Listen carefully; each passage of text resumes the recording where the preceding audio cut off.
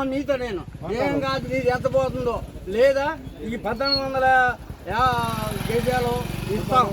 1850 గజాలు ఇంక తగలబెట్టి మా 50 ఏం చేస్తానే ఆ 50 కూడా తీసుకో నువ్వే గవర్నమెంట్ తరఫున ఇస్తాం మీరు అనుకూలమైన కాడ ఇస్తామండి అని అన్నారు ఏడిస్తారు తీసుకెళ్ళి ఏటో ఇస్తారు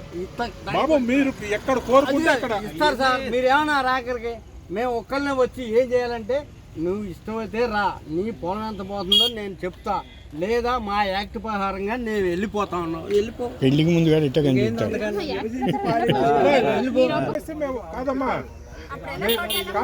కాదు మేము అడుగుతున్నాము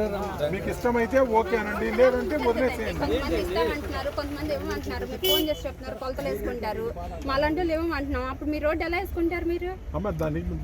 ప్రొసీజర్ ఉంటదమ్మా ఏదో ప్రొసీజర్ ఉంటది గవర్నమెంట్ దగ్గర అదే చెప్పారు మీరు అదే చెప్పండి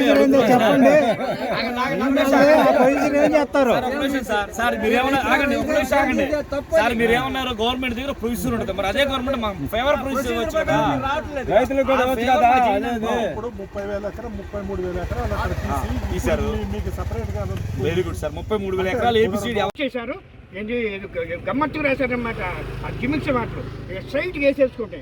అసలు మమ్మల్ని పిలిచారా నన్ను పిలిచారా లైన్ క్లియర్ అసలు పొలం పోయి ఎక్కువ పొలం పోయే రైతులు మీకు పిలవాలి రైతులందరూ సమాధానం రాశారు మేము అడిగేది మీకు దానికి సార్ ఫస్ట్ మీటింగ్ లో ఉండవల్లిలో సచివాలయంలో కాదు ఒకే మాట నేను మీకు ఇష్టమైతే 9.3లో సంతకం పెట్టండి